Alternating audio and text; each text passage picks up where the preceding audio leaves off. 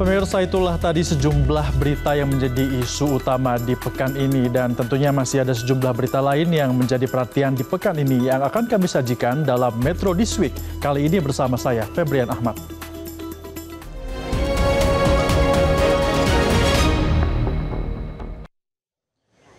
Presiden Prabowo Subianto pada Senin lalu mengumumkan perombakan kabinet dengan mengganti 5 menteri. Salah satunya pergantian Menteri Keuangan dari Sri Mulyani Indrawati dengan Purbaya Yudi Sadewa.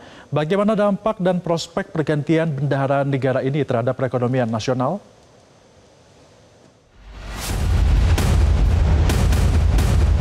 Senin 8 September 2025, Presiden Prabowo Subianto mengumumkan perombakan pada Kabinet Merah Putih. Selain menunjuk Menteri dan Wakil Menteri Haji dan Umroh, sesuai hak prerogatifnya, Presiden mencopot jabatan 5 Menteri, yakni Menko Polkam Budi Gunawan, Menteri Koperasi Budi Aristiadi, Menteri Perlindungan Pekerjaan Migran Indonesia Abdul Qadir Karding, Menteri Pemuda dan Olahraga Dito Aryo Tejo, dan yang paling mengejutkan adalah penggantian Menteri Keuangan Sri Mulyani Indrawati dengan Purbaya Yudi Sadewa. Sebelum ditunjuk sebagai Menteri Keuangan, Purbaya Yudi Sadewa adalah seorang ekonom yang menjabat sebagai Ketua Dewan Komisioner Lembaga Penjamin Simpanan atau LPS. Purbaya juga pernah menduduki posisi Deputi Bidang Koordinasi Kedaulatan Maritim dan Energi di Kementerian Koordinator Maritim dan Investasi, serta menjabat sebagai staf khusus bidang ekonomi di kementerian yang saat itu dipimpin oleh Luhut Binsar Panjaitan, hingga staf khusus bidang ekonomi di Kementerian Koordinator Bidang Politik, Hukum, dan Keamanan. Purbaya merupakan lulusan Sarjana Teknik Elektro di ITB, serta Master of Science and Doctor di bidang Ilmu Ekonomi Purdue University, Amerika Serikat. Usai dilantik Presiden Prabowo Subianto, Purbaya yang hadir di acara serah terima jabatan di Kementerian Keuangan menyatakan komitmennya untuk melanjutkan dan memperkuat fondasi fiskal Indonesia yang telah dibangun oleh pendahulunya, Sri Mulyani Indrawati. Purbaya juga menjanjikan ekonomi Indonesia bisa tumbuh sebesar 6% dalam waktu dekat dan mencapai angka 8% dalam 2-3 tahun ke depan. Sebelum di sini saya di KSP juga pernah kan berapa tahun, dan waktu krisis COVID 2020-2021 saya di samping Presiden Jokowi membantu memformulasikan kebijakan fiskal yang baik pada waktu itu, bukan dari anggarannya aja tapi cara mengelola uang pada waktu itu. Jadi kalau Anda bilang saya nggak pengalaman, salah besar. Once saya ciptakan pertumbuhan ekonomi 6%, 7%, itu akan hilang dengan otomatis. Mereka akan sibuk cari kerja dan makan enak dibandingkan mendemo. Bukan bakalan dikejar dalam masa, kita akan kejar secepat ciptakan pertumbuhan yang paling cepat seoptimal mungkin. Pada hari Rabu, 10 September 2025, usai menghadiri rapat kerja perdananya dengan Komisi 11 DPR RI, Purbaya mengatakan berencana memasukkan dana sebesar 200 triliun rupiah ke sistem perbankan guna mempercepat pemulihan ekonomi. Langkah ini menurut Purbaya merupakan bentuk komitmennya dalam menghidupkan kembali dua mesin perekonomian, yakni fiskal dan moneter.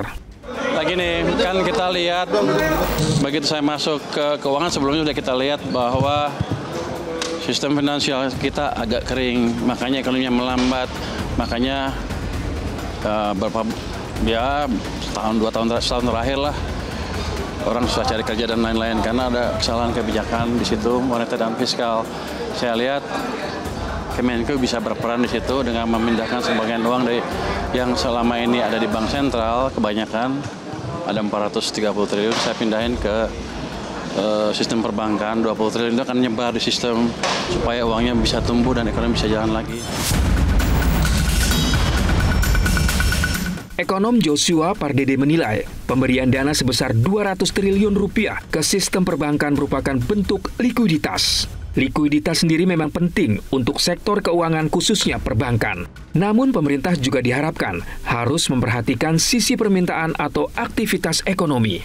Sehingga tentunya likuiditas yang digelontorkan nantinya oleh pemerintah melalui Kementerian Keuangan ini apakah akan efektif kalau nanti sekiranya perbankan ini belum bisa melempar kredit ya, karena tadi pada akhirnya perbankan pun juga akan bergantung juga kepada permintaan kredit itu sendiri dari sisi pelaku usaha itu sendiri, lapangan usaha baik itu UMKM ataupun korporasi dan juga konsumen ya. Dan tadi kita lihat bahwa dari sisi aktivitas manufakturnya menurun, lalu juga dari sisi konsumennya juga lagi melemah saat ini.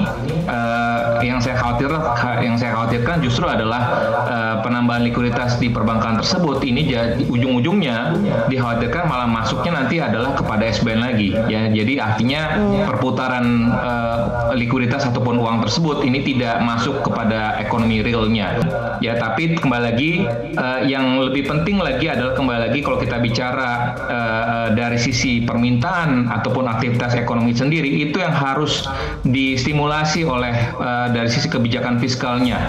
Tanpa adanya belanja masyarakat, tanpa adanya aktivitas dari sisi industri manufaktur ataupun bisnisnya itu sendiri yang berjalan ataupun ada inisiatif untuk melakukan investasi, ekspansi bisnis, tentu permintaan kebutuhan pembiayaan untuk dari sisi sektor keuangan termasuk perbankan pun juga tidak akan meningkat. Sehingga ini belum akan menjawab kembali lagi pertanyaan kita semua bahwa apakah ini akan berdampak kepada ekonomi real. Sebelumnya, para pelaku pasar modal juga menyoroti pergantian posisi Menteri Keuangan dari Sri Mulyani ke Purbaya Yudi Sadewa. Setelah Presiden Prabowo mengumumkan reshuffle kabinet pada Senin hingga Selasa lalu, indeks harga saham gabungan sempat tertekan hingga ditutup lemah, masing-masing di angka 1,2 dan 1,7%.